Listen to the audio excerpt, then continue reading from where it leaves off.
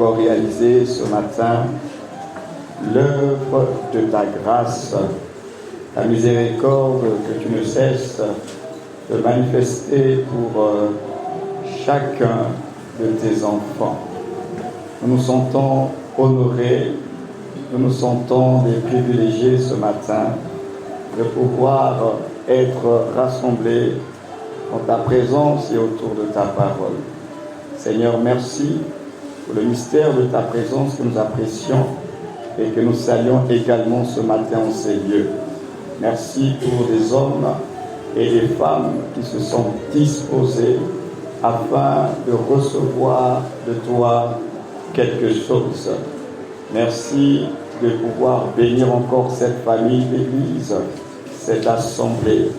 Que la paix de Jésus-Christ le Seigneur, encore une fois, soit sur chacun de nous ce matin.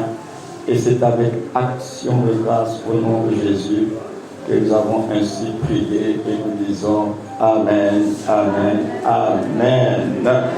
Gloire à Dieu. Alors tout à l'heure, pendant que nous étions dans les temps de prière, il y a une parole qui est montée dans mon esprit que j'aimerais quand même nous lire ce matin. Ah, d'accord.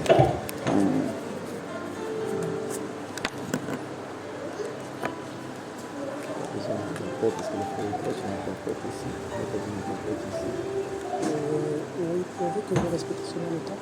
Il y aurait une heure. Vous pouvez monter, s'il vous plaît.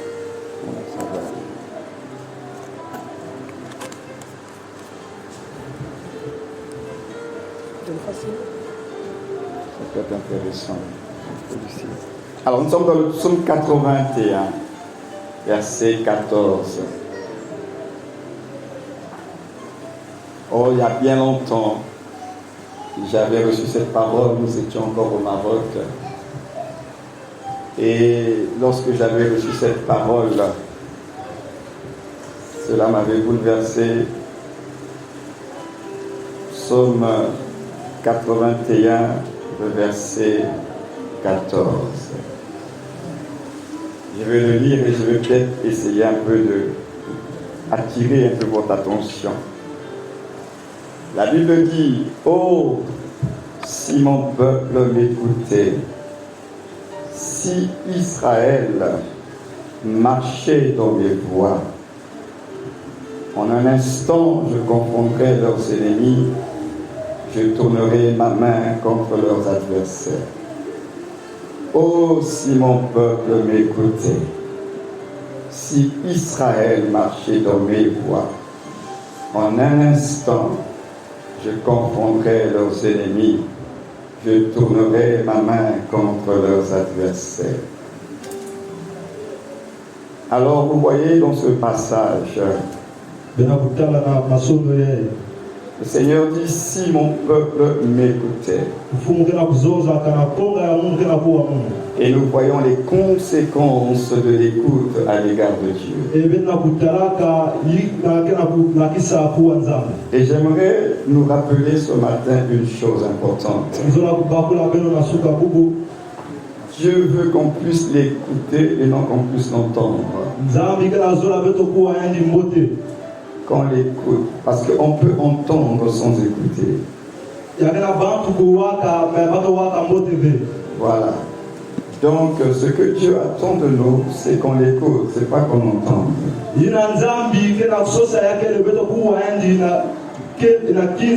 Parce que écouter, c'est tout simplement considérer attentivement ce qui est en train d'être dit.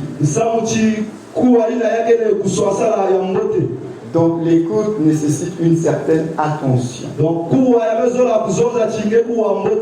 Parce que lorsque Dieu nous parle, Dieu ne s'amuse pas. La parole de Dieu est sérieuse. Dieu ne parle pas pour parler. Dieu n'est pas bavard. Dieu parle toujours avec intention.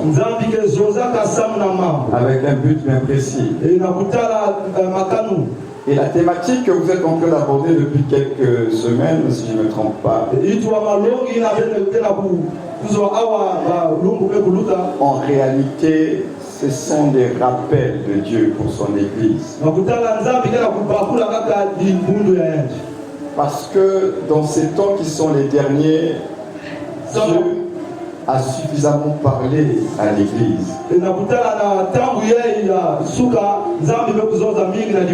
Alors de plus en plus, ce qu'il est en train de faire, c'est qu'il est en train de rappeler ce qu'il avait déjà dit. En réalité, la thématique que vous êtes en train de partager, ce sont les choses que vous avez déjà entendues. Ce ne sont pas des nouvelles choses. Le Seigneur est en train de rappeler à son Église. Il est temps pour l'Église de devenir un peu plus sérieuse. Parce que vous devez comprendre une chose.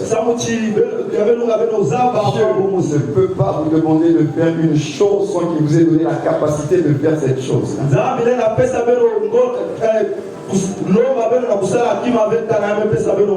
On parle de multiplication. On parle de restauration. On ne peut pas parler de restauration si quelque chose n'avait pas existé auparavant. Et qui peut-être a été endommagé ou détruit.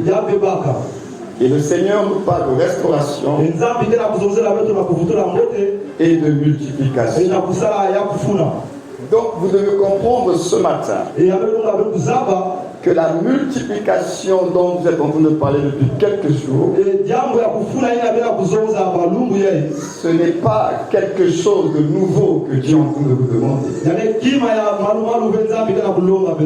C'est que le Seigneur a constaté que nous ne faisons pas ce que nous sommes censés faire. C'est pourquoi il nous rappelle sa parole. Parce que notre Dieu est un Dieu de multiplication. Souvenez-vous lorsqu'il a créé l'homme. Dans Genèse 1, à partir du verset 28 que vous connaissez,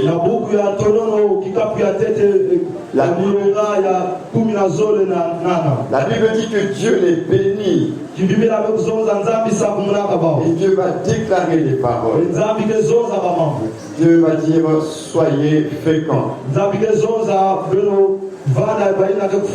C'est-à-dire qu'il va leur donner la capacité.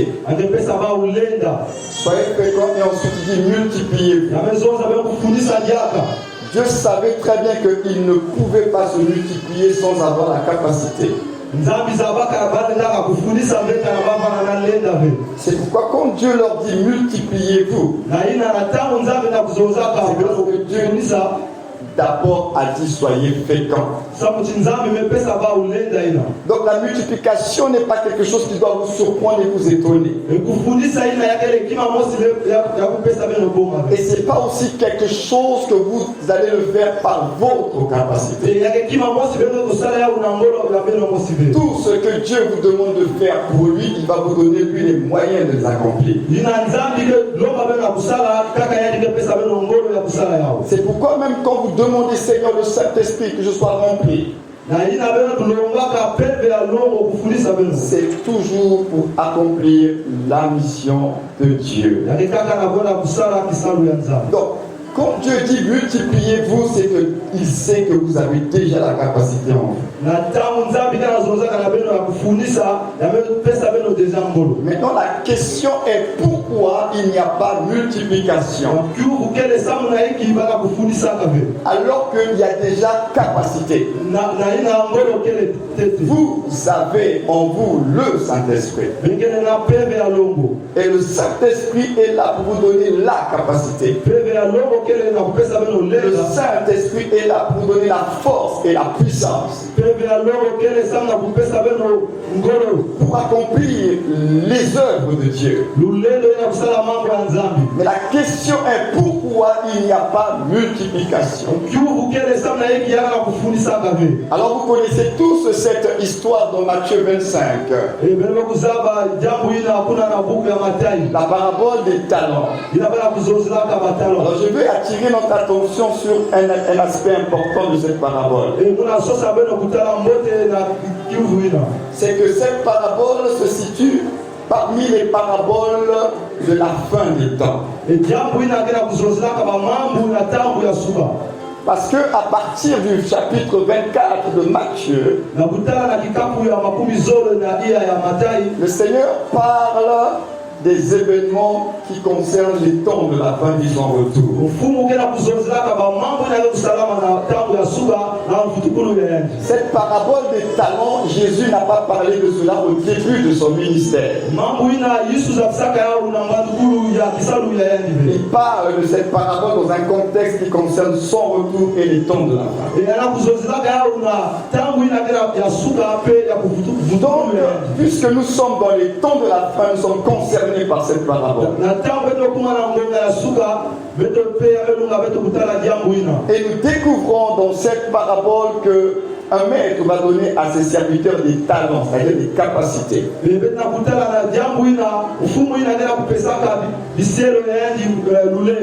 Et nous allons observer le comportement de ces trois serviteurs. Ils reçoivent des capacités, mais les comportements ne sont pas les mêmes. Alors les deux premiers serviteurs, ayant reçu du maître la capacité, les talents, vont tout de suite travailler à la multiplication. Mais par contre, le troisième, il va prendre le talent et il va l'enterrer. Il va enterrer le talent. Et lorsque le maître revient, il est content. Il est satisfait du fait que les deux premiers serviteurs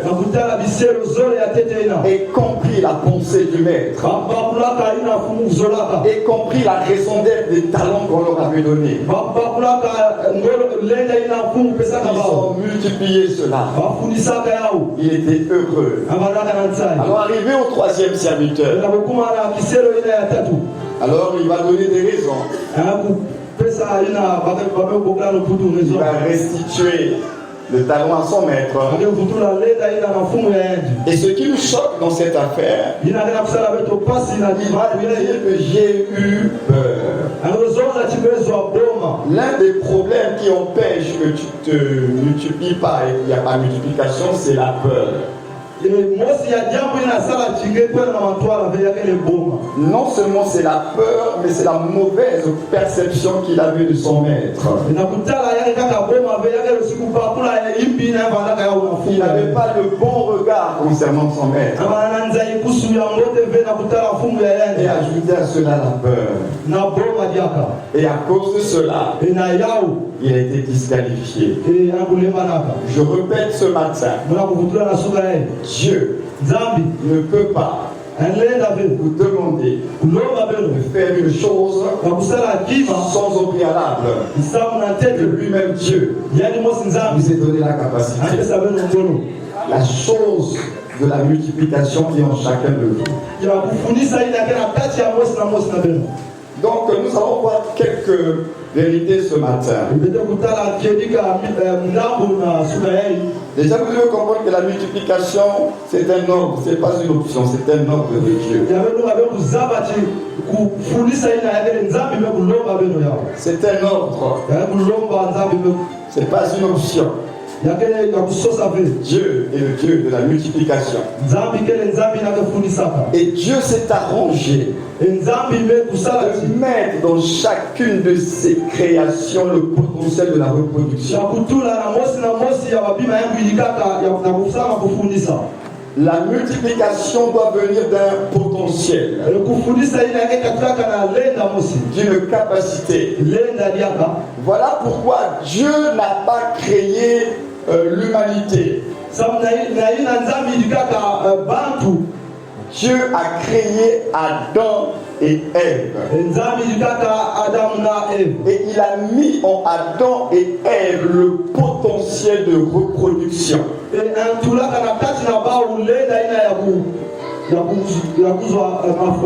Dieu ne s'est pas amusé à faire chaque être humain un après l'autre. Un à un. C'est pas ce qu'il a fait. Il a créé Adam et Ève. Et il leur a donné le potentiel de se reproduire. Et souvent, c'est ce qu'il fait. Il vous donne le potentiel pour que vous puissiez vous reproduire. La multiplication, nous pouvons tous nous multiplier.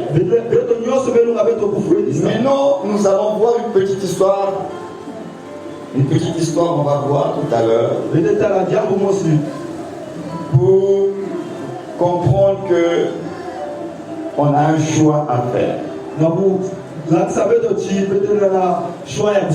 Et on va voir quelques principes également. Nous sommes dans Luc chapitre 12. À partir du verset 24.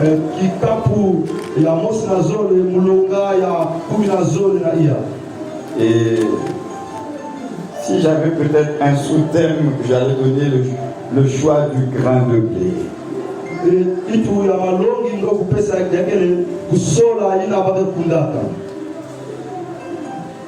Le choix du grain de blé.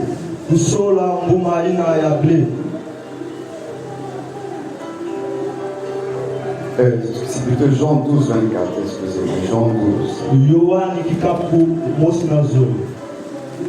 On va parler un peu du grain de blé ce matin.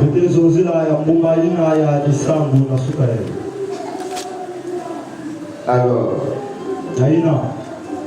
et vous allez remarquer que Jésus va insister. Quand il dit en vérité, quand il insiste là, c'est que c'est vraiment sérieux. Je dis bien, quand le Seigneur insiste en vérité, je vous le dis. Ça veut dire que nous devons faire extrêmement attention à ce qui est en train d'être dit. Parce que dans tout ce qu'il dit, il ne disait pas en vérité et en vérité. Quand il dit en vérité et en vérité, je vous le dis, c'est sérieux.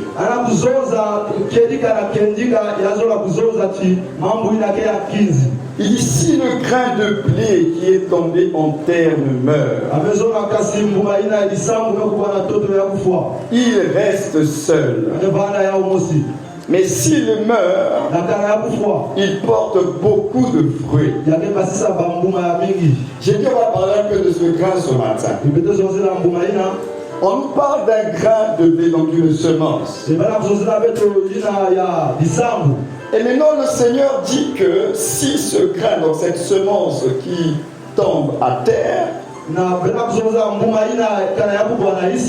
parce que juste pour notre petite information, la semence a besoin de la terre. Sans la terre, la semence n'a pas trop de raison d'être. C'est-à-dire que la vie de la semence a besoin de la terre. Si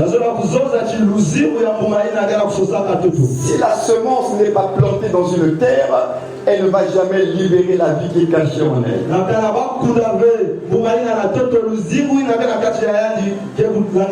Donc la semence est obligée de coopérer avec la terre.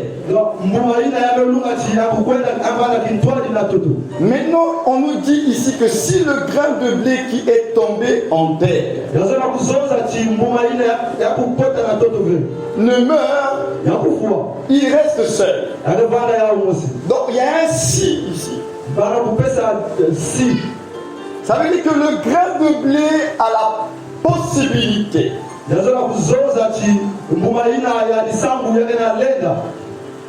de se multiplier ou de rester seul. Mais non, Jésus dit que si le grain de blé qui est tombé à terre là, il ne meurt pas, il va rester seul.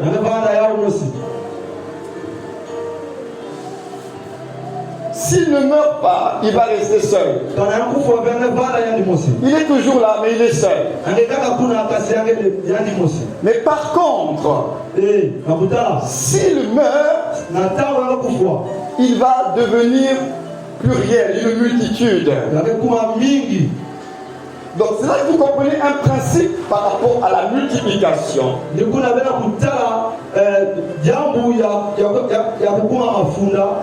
Et là, j'aimerais encore dire une chose importante. Lorsque nous parlons de multiplication, ici, vous devez comprendre que c'est par rapport aux âmes perdues.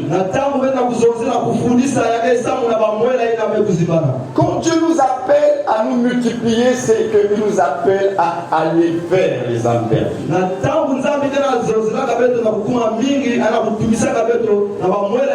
C'est pas juste une multiplication matérielle, économique. Non, là nous sommes dans les derniers temps, nous parlons d'une multiplication qui est liée aux âmes perdues.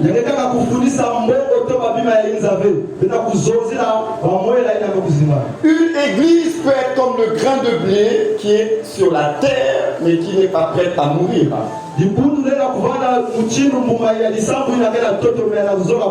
Et là on est seul. Il n'y a pas beaucoup d'évolution. Comme une église peut être comme ce grain de blé, mais qui a fait le choix de mourir à elle-même.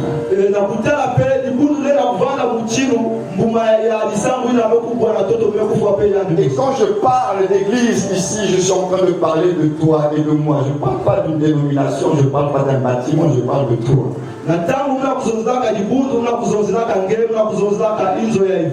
Il y a un principe important que je veux marteler ce matin. C'est le principe de la mort à soi. Vous ne pourrez pas, nous ne pourrons pas pleinement vivre la multiplication si on n'est pas prêt à mourir à nous-mêmes.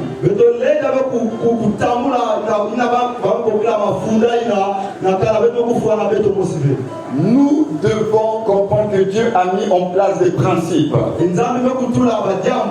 Et avec Dieu, dans le royaume de Dieu,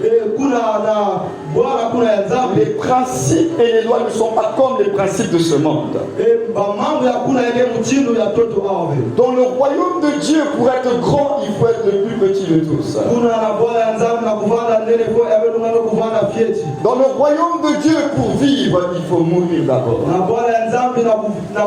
Dans le royaume de Dieu, pour se multiplier, il faut mourir à soi. Et le Seigneur, j'aimerais aussi dire ceci, ne peut pas demander à l'Église de faire une chose que lui n'a pas faite dans son humanité. Parce que c'est pourquoi Jésus dit en vérité, je vous le dis. Parce que lui-même, il est passé par ce chemin-là. Il est le grain de blé qui est tombé à terre. Et il fallait qu'il meure afin que toi et moi nous soyons ce que nous sommes. Nous sommes une multitude parce qu'il y a eu le grain de blé Jésus qui est tombé à terre et qui est mort. Donc l'église est ce qu'elle est, c'est parce que Christ est mort. Lui qui était au départ le Fils unique du Père, par sa mort, la Bible dit, il est devenu le premier-né d'entre beaucoup de frères. Donc nous sommes frères parce que le premier-né est mort. Et Dieu voulait sa famille. Dieu voulait cette multitude. Il est aussi mort. Et l'un des problèmes de la chrétienté, c'est qu'il n'y a pas assez de personnes qui sont mortes. Et la Bible dit que celui qui vous a sauvé sa vie la perdra. Revenir à l'évangile pur. Revenir à l'évangile de Jésus. Nous sommes trop attachés à nos vies, trop attachés à nos réputations, trop attachés à ce que les gens vont dire. Mais lui dit que si tu veux sauver ta vie, tu veux tellement plaire aux hommes, tu veux tellement qu'on t'acclame, il dit alors tu vas tout perdre. L'évangile, c'est de renoncer à soi. C'est-à-dire tout ce qui est un gain pour toi, mais qui n'est pas un gain pour Dieu, pour que tu fasses un choix.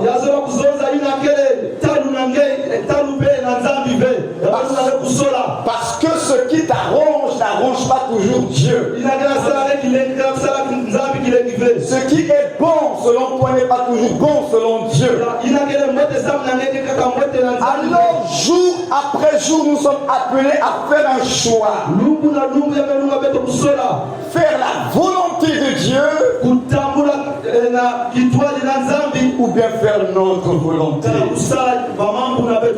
C'est pourquoi l'apôtre Paul disait un jour: tout ce qui est un gain pour moi. Il dit: je regarde cela comme de la boue. Et il donne la raison à cela. Pourquoi Paul a regardé ce qui était un avantage pour lui selon le monde?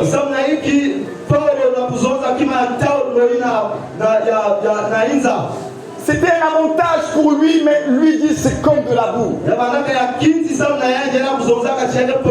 Il répond à la question. Il dit à cause de l'excellence, de la connaissance de Jésus-Christ, pour lequel j'ai renoncé à tout. L'un des éléments qui fait qu'on ne renonce pas à tout, qu'on ne meurt pas à nous-mêmes, c'est qu'on n'a pas compris qui est Jésus. On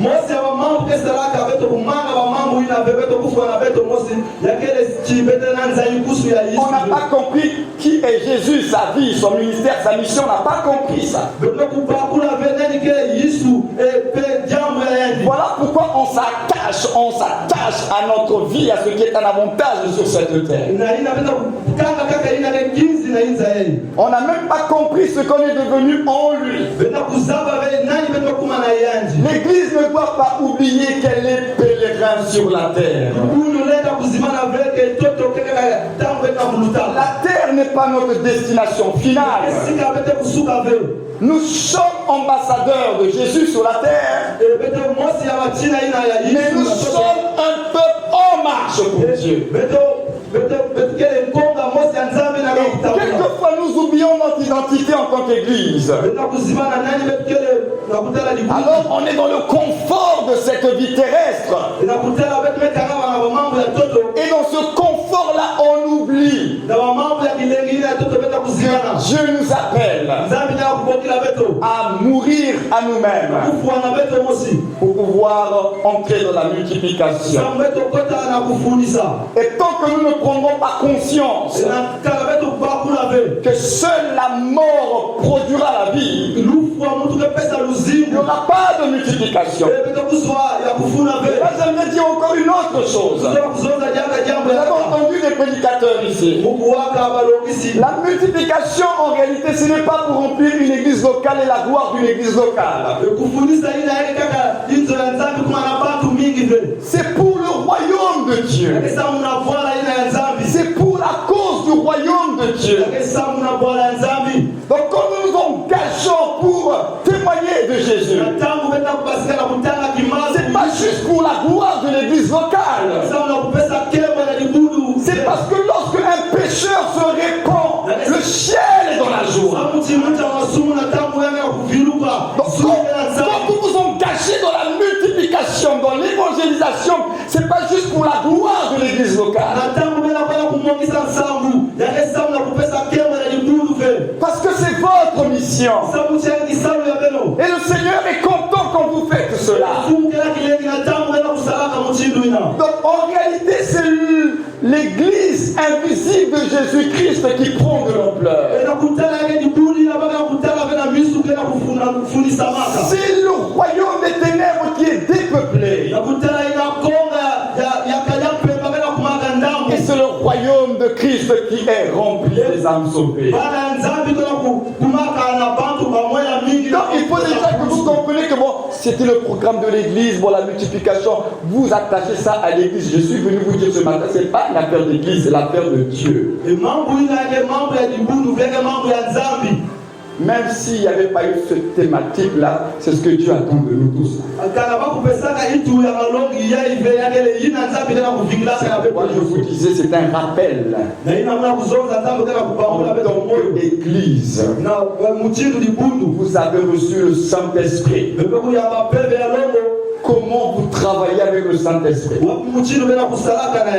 Parce que c'est lui qui va vous donner la capacité, la force de pouvoir vous étendre.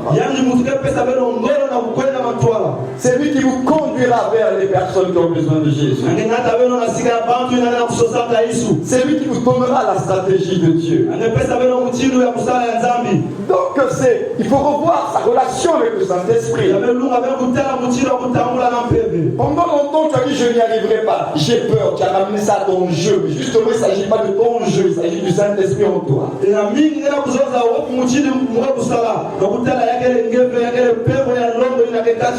Toi, tu te disposes. Et c'est lui qui fait l'œuvre à travers toi. Dispose-toi. Saint-Esprit, je veux faire la volonté de Dieu. Aide-moi dans mon quartier, dans mon lieu de travail, que je ne sois pas insensible et indifférent à ceux qui périssent. Comment je peux leur apporter la vie? J'ai besoin de toi. Là, vous réitérez votre dépendance. Et vous lui montrez qu'en réalité, que vous ne pourrez rien faire sans lui. C'est pourquoi nous devons apprendre à coopérer avec le Saint-Esprit. Donc, le principe de la mort à soi est le principe fondamental. Mais vous devez savoir une autre chose. Quand Dieu vous demande de mourir à vous là, ce n'est pas une punition. Vous savez, les exigences de Dieu, quelquefois, nous pensons que ce sont des punitions de Dieu. Les exigences de Dieu, quelquefois, on a l'impression que bon, Dieu est dans les humeurs, il nous en demande un peu trop. Les exigences de Dieu sont d'abord pour notre bien. Et en même temps, ces exigences nous rappellent notre raison d'être. Ça veut dire qu'en nous, il y a ce côté un peu de rébellion. On a un côté rebelle. Parce que la créature ne peut pas inventer comment elle va fonctionner. S'il y a une chose que beaucoup de chrétiens oublient, c'est que nous avons été créés par Dieu, mais pour Dieu également. Et c'est dans le pour Dieu là qu'il y a un problème. On n'est pas prêt à mourir à cause de cette affaire. Parce que lorsque nous comprendrons que nous avons été créés par Dieu et pour Dieu, et lorsque le Créateur te dira de mourir à toi-même, il sait pourquoi. Mais imaginez un peu que votre téléphone vous l'avez et puis vous décidez d'appeler quelqu'un. Alors vous appuyez sur le bouton appel. Et ce jour-là, le bouton appel dit aujourd'hui je n'appelle pas. Vous appuyez appel, le bouton appel dit je n'active pas l'appel. Tu as aussi trop appelé. Aujourd'hui je n'active pas l'appel. Imaginez un peu dans quel état vous êtes. Le téléphone a été conçu pour vous appeler aussi, non? Mais le bouton appel dit aujourd'hui je ne m'active pas. Vous et moi, vous serez dans tous vos états, n'est-ce pas? Parce que la raison d'être de ce téléphone, il ne joue plus le rôle. Dieu nous a créés pour sa gloire. Donc toutes les exigences de Dieu, c'est pour sa gloire. Et participer à la gloire de Dieu doit être un sujet de réjouissance. Lorsque le cœur de Dieu est satisfait, alors toi aussi tu es satisfait. Si tu réussis à faire plaisir à Dieu, toi-même tu es heureux. Mais les exigences de Dieu aujourd'hui, on prend ça comme des fardeaux. Ah, Dieu nous en demande un peu trop. Hein? Nous ne réalisons pas que Jésus a dit que je suis le cep et vous êtes les sarments. Frères et sœurs, pourquoi il prend le temps d'insister sur ces images? On lit ça seulement comme des histoires. Mais il prend la peine de dire je suis le cep, vous êtes les sarments. Et il dit sans moi vous ne pouvez rien faire. Donc il est l'arbre, nous sommes les branches. Il est en train de nous rappeler que la branche n'a pas de vie en réalité. La vie de la branche, c'est la vie de l'arbre. Tant que la branche reste attachée à l'arbre, elle va produire les fruits et les feuillages. Mais si la branche se détache de l'arbre, elle va sécher, elle va mourir. Donc le Seigneur est en train de nous interpeller. Vous voulez porter du fruit, ce n'est pas en dehors de moi, c'est étant attaché à moi. Alors si vous êtes attaché au Seigneur, vous porterez du fruit. Alors si on ne porte pas du fruit, c'est aussi révélateur qu'il y a un problème dans notre communion avec Dieu. Il y a un problème dans votre intimité avec Dieu. Parce que dans votre intimité avec Dieu, vous apprenez à écouter le cœur de Dieu. Et quand vous apprenez à écouter le cœur de Dieu, vous comprendrez, frères et sœurs, que la priorité de Dieu, ce sont les âmes perdues. Ce sont les âmes perdues. C'est même pas ton confort. C'est même pas ta réussite sociale. Ton confort et ta réussite sociale ne sont que des moyens que Dieu te donne pour sauver les âmes. Dieu ne s'intéresse qu'à ça. Amen. Donc n'inversons pas les choses. Dieu veut que les gens soient sauvés. Dieu veut qu'on parle de lui aux gens. Alors on a oublié. On est tombé dans le confort de notre vie sociale, matérielle. En priant le Seigneur que pour nous-mêmes, nos besoins. Si tu es honnête avec toi-même, regarde le nombre de temps que tu consacres à prier que pour tes besoins, toi. Ma vie, luzingu ya munhu ma vie. luzingu ya munhu Regarde le nombre de temps que tu consacres rien que pour toi. tala kaka ntango inangeka lutsaka Si tu es honnête avec toi-même, kala ngeke la dernière fois que tu as prié pour comment Dieu va t'utiliser pour sauver quelqu'un, ça remonte à quand? mbala suka inange kusambila kasa muchinzabi kupesa mpulusu na muntu La dernière fois que tu as pensé comment je peux toucher mon voisin, comment je peux toucher mon collègue du travail, ça remonte encore. mbala suka inange kubakulaka na kumwangisa mpolo kese emekulonga La batatu dernière fois que tu as intercédé même pour le salut des gens de ta famille, ça remonte encore. mbala suka inange kusambila kasa na mpulusu ya batu elikana yange Regarde sur 7 jours de la semaine. kutana na balumbu nyonso sambwani Toi-même avec ta conscience là. ngemosi na Les maipilu ya prières que tu fais là. lusambuli nene kusalaka Quelle est la thématique principale? wapi itwa malongi ya yawo Ma vie.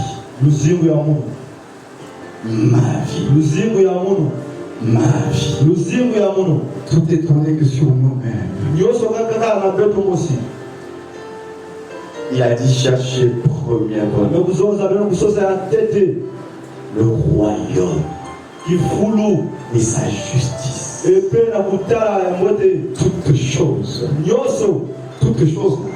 nyonso ina C'est ce que nous on appelle notre vie. nina bete bokulaka luzingu ya beto Et ça va vous être donné par des gens. amekuzonza bakupesa beno yawo na zulu Il dit ne vous inquiétez de rien. amezonza amekuvana na boma ve Pas du manger, pas du boire. na ina amekutala ya kunwa ya kudia Il dit ça, ce sont les païens qui cherchent ça. amezonza bapakano mutu Il dit bekusosa votre Père Céleste, il sait que vous en avez besoin. amezonza tate ya beno ke na zulu Quand il a dit ces choses-là, les choses de la terre, amezonza babima ya inza il dit ne cherchez pas. bekusosa yawo ve Il dit Papa Céleste, il va donner. amezonza tata ina ke na zulu amekupesa Mais concentrez-vous, beno tula mayindu préoccupez-vous beno tula makano pour que le royaume s'étende sur la samuti terre. kifulu ya nzambi kukuiza na toto Pour que les âmes soient sauvées. samuti bamwela kuzwa Le reste, nyo yakaka il ina va te donner. akakupesa nge Ton Dieu nzambi n'est yange pas irresponsable. yange ya Il kutala connaît la fin même de ta vie. nzamba luzima mutima Toi et moi, chaque jour, on découvre les choses de notre vie. ngena munhu nakutala lumbu na lumbu peut-être Mais Dieu, il ne découvre pas. Il connaît déjà la fin de ta vie. nzambi zaba mutima luzimu yana kusuka Il connaît déjà la fin de l'histoire. nzaba mutima yana kusuka Avant un tel Dieu, la soit en paix. donc na twala ya nzambi ya Et mutima faisons l'œuvre de Dieu. sala jambo ya Alors, on ne le fera pas tous de la même manière. kosala beto nyonso be Parce qu'on n'a pas mutima tous la même capacité. sa mutima beto nyonso be na Mais mosi ayons tous la même pensée. beto nyonso beto vala na mayindu mosi Comment, Seigneur, wapi muchino je fumu peux toucher les gens? yamelunga mukumwamisa nsangu Comment, Seigneur, wapi muchino fumu je peux sauver? yamelunga mumpesa mpulusu Comment, Seigneur, wapi muchino fumu je peux être utilisé? ngena na kusalela munhu Fais de ça ta pensée, sala yao makano yange fais de ça tes prières. sala yao lusambulu Et yange tu recevras la stratégie du Saint-Esprit. nzambe kupesa nge mayele Tout le monde ne va pas crier dans les rues. bantu nyonso bakona na kuzoza ngolo na Tout le nzela monde n'aura pas une grosse pancarte dans la rue pour dire Jésus vous aime. bantu nyonso bakona tambola na nzela ve muchino atambola Mais tout kuzoza le monde est appelé à parler de Jésus. mutu nyonso nzambe bokulaka na kuzonzela Et c'est le Saint-Esprit qui te donnera la stratégie pour toi.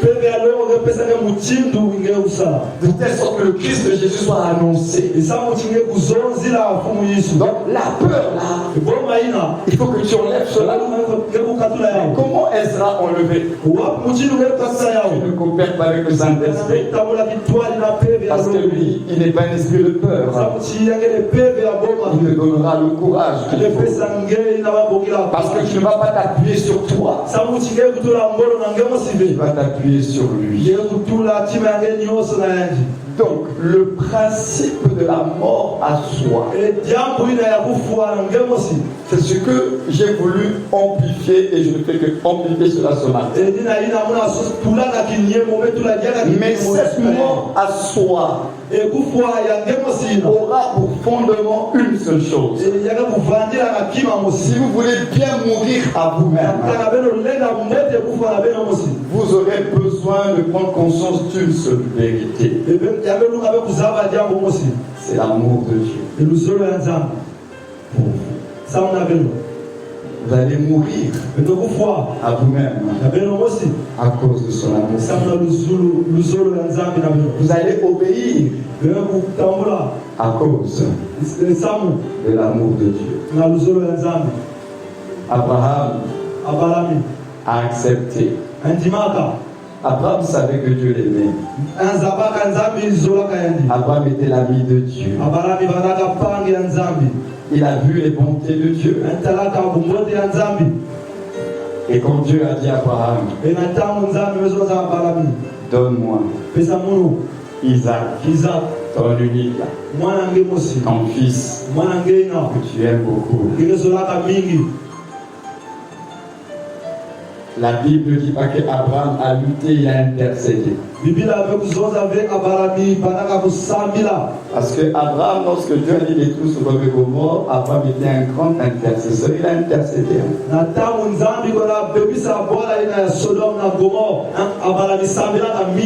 Mais quand on demande Isaac à Abraham, la Bible ne dit pas qu'Abraham a intercédé. Abraham a écouté. Et comme il était un intime de Dieu, il savait reconnaître maintenant la voix de Dieu.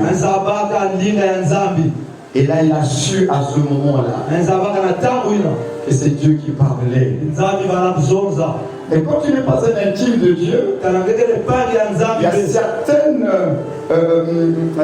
instructions que tu peux recevoir de Dieu. Et tu vas dire non, ça c'est pas Dieu. Après, on me dit non, ça c'est le diable, c'est pas Dieu. Non, je ne parle pas comme ça. Surtout que dans le chapitre 21, Dieu a rassuré encore Abraham. Il dit bon, Ismaël va partir, mais ne t'inquiète pas, c'est Isaac qui va te donner la postérité. Mais le chapitre 22, après le chapitre 21, Dieu demande à Abraham Isaac. Abraham aurait pu se dire s'il ne connaissait pas la voix de Dieu intime. Non, ça c'est pas Dieu, ça c'est le diable, arrière de bas Satan. Mais la Bible dit après ces événements, je parle à Abraham. Donne-moi Isaac. Abraham entend. Il a écouté. Il a su que Dieu lui parlait. Mais Abraham n'a pas dit, mais Seigneur, il y a quelques jours, tu m'as dit, mais c'est Isaac qui sera ma postérité, j'ai laissé partir Ismaël.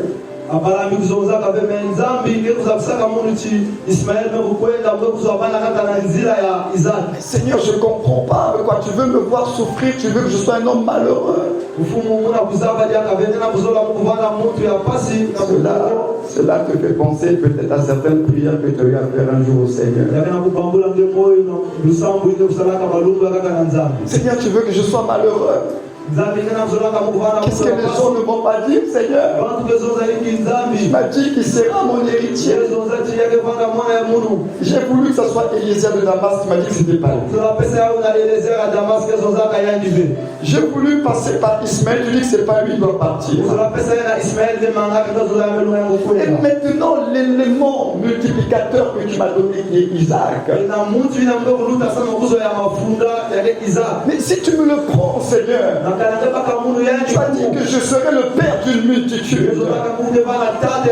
Et tu m'as donné l'élément de multiplication. Tu m'as donné la capacité de la multiplication à travers Isaac. Mais finalement, Seigneur, qu'est-ce que tu veux? Abraham entend la voix de Dieu. Il écoute. Il sait que Dieu n'est pas un homme pour mentir. Dieu n'est pas un humain. Il est tout puissant. Qu'est-ce que la mort devant un tel Dieu? Il a vu que dans son incapacité humaine, Dieu lui a donné une postérité. Isaac est venu dans son incapacité. Isaac est quand même venu.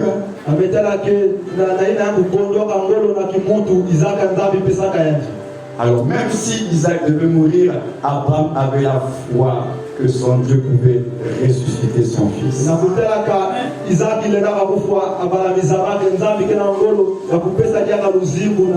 Abraham n'a pas vu le sacrifice et la mort d'Isaac comme étant la fin.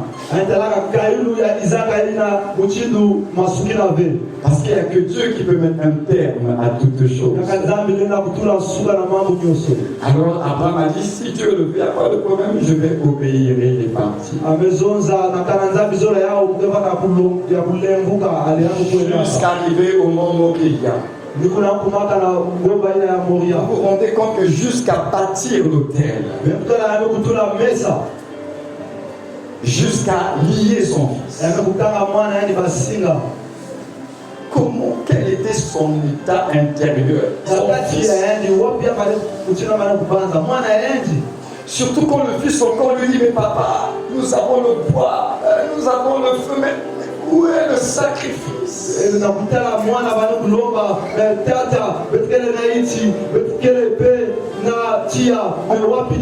En tant que père, imaginez la douleur. Son fils encore lui parle, mais papa, où est le sacrifice? Mais on a tout, où est le sacrifice?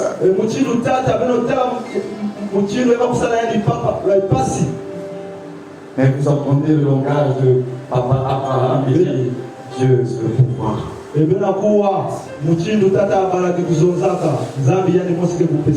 ce pouvoir avec le sacrifice, c'était son fils.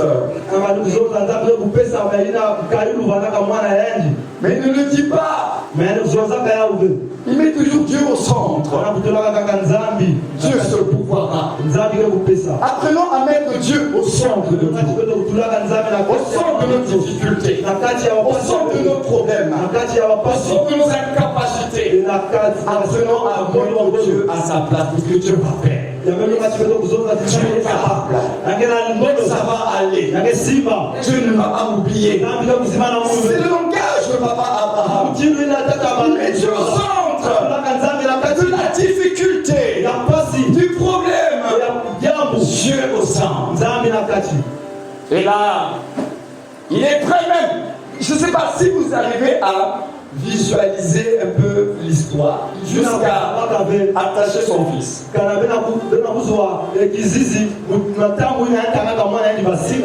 Le déposer sur l'autel. Imaginez un peu aussi l'attitude du fils. Je ne sais pas qu'est-ce que Abraham avait dit à Isaac concernant Dieu.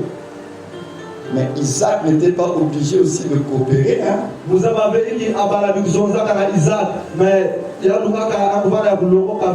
Isaac aurait pu se dire, mais je suis encore jeune, il va me tuer, pourquoi? Papa a perdu la tête. Non. Il se débat et ils s'en va. Mais papa, nous sommes dans une histoire où nous avons deux personnages et les deux personnages manifestent l'obéissance. Abraham est obéissant à l'égard de Dieu. Isaac est obéissant à l'égard de son père. Et il se laisse faire. Abraham prend le couteau, prêt à égorger son fils. Et c'est là que Dieu va parler du au-dessus. Il arrête Abraham. Vous savez, on nous dit que si tu prends l'arme à quelqu'un, tu l'as déjà tué. Tu prends l'arme à une personne, on peut te porter plainte et tu peux faire la prison. C'est pas toujours parce que tu as dégainé le fait de pointer l'arme à quelqu'un comme ça. Avec une menace de mort, et aller en prison pour ça. Abraham, en levant sa main, il avait déjà tué Isaac. Isaac était déjà mort. C'est Dieu qui arrête Abraham. Maintenant, écoutez ce qu'il va dire. Maintenant, je sais que tu crains Dieu. Ah, Dieu, vraiment. Toutes ces années, Tu dis c'est maintenant. Plus de 25 ans sont passés. Isaac devient adolescent. Dieu te dit maintenant. Je sais que tu crains Dieu. Pourquoi? Parce que Abraham avait mis sur l'autel de Dieu ce que chacun de nous se bat à sauver. Vous savez, on peut donner beaucoup de choses à Dieu. Tant que ça ne touche pas ta vie réellement. Ça passe. Abraham a donné sa vie à Dieu. Il a démontré par le sacrifice d'Isaac. Seigneur, je t'aime plus que ma propre vie. Parce que Isaac était l'unique qui lui restait. Isaac était son élément multiplicateur. Isaac était son futur. Isaac était son lendemain. Isaac était son avenir. Isaac était son espérance. La mort d'Isaac, c'était sa propre mort. Il a tué son avenir. Il tue sa postérité. Il tue son lendemain. Il est prêt à sacrifier même sa réputation. Il engage même son mariage. Parce que s'il n'avait pas entendu bien la voix de Dieu, imaginez aussi le scénario que ce n'était pas Dieu qui avait parlé. Il est allé la tuer l'enfant. L'enfant ne ressuscite pas. Maintenant, comment il va expliquer à maman Sarah que l'enfant est mort? Comment il va expliquer à ses serviteurs qui attendaient que le petit est resté là-bas où je l'ai tué? Comment les gens allaient comprendre que c'était Dieu qui avait demandé cela? On a dit non, le vieux est devenu sorcier, le vieux a perdu la tête. Donc il a pris un risque. C'était un risque, mais il savait que c'est Dieu qui avait parlé. Il dit, je donne ma vie. Donc finalement sur cet autel, il n'y avait pas que Isaac qui était là. En réalité, qui était sur l'autel? Abraham lui-même qui était sur l'autel. Il s'est mis sur l'autel. Il s'est mis sur l'autel. Et ça, frères et sœurs, il n'y a rien qui a pu toucher le cœur de Dieu que ça. C'est là où Dieu a dit non, demande-là, tu as fait fort. Tu as même dit le serment. À cause de ça, dit non. Les hommes ont marché, ont eu la foi, mais toi, je te donne la mention honorable. Toi, tu vas perdre le père, parce que ce que tu as fait là, ils sont pas nombreux à faire ça. Tu t'es oublié, tu es mort à toi-même à cause de moi.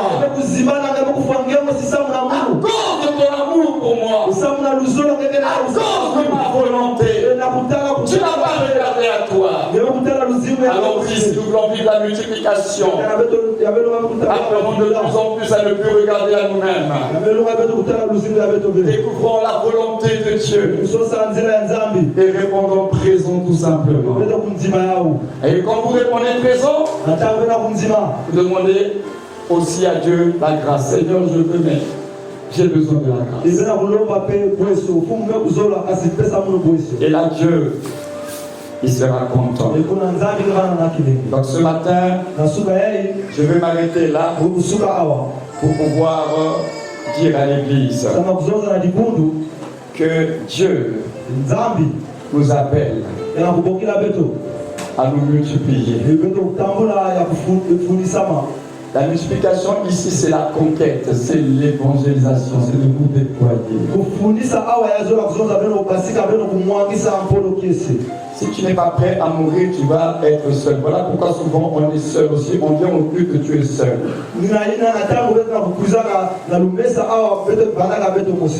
Pourquoi tu es seul? Ça fait des années que tu viens à l'église seul. Parce que tu n'es pas prêt à mourir à toi. Mais quand tu es prêt à mourir à toi et que tu cherches maintenant à sauver ceux qui sont perdus, tu seras dérangé et mal à l'aise de passer des années et toujours être seul.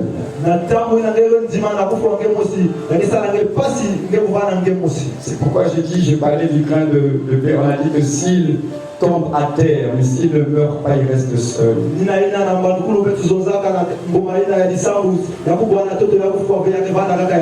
Et ce matin, il faut qu'il le révolte. Tu ne peux plus continuer à être seul. Il faut que tu produises des fruits. Il faut que tu aies des fruits à présenter au Seigneur.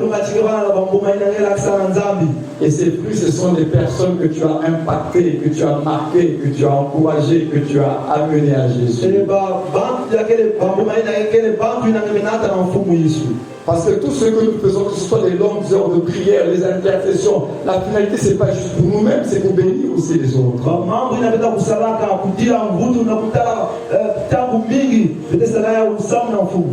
Les activités qu'on organise dans nos églises, ce n'est pas juste pour qu'on dise que l'église a fait telle activité. Si tout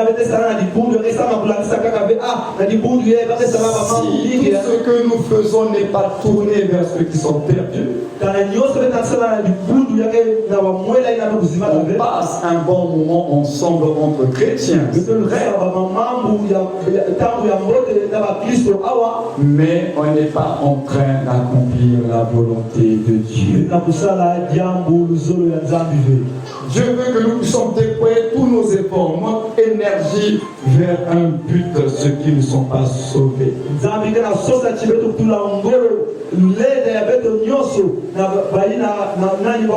L'Église doit apprendre à se tourner vers l'extérieur. Cessons de nous centrer sur nous. Cessons de nous entretenir que nous-mêmes.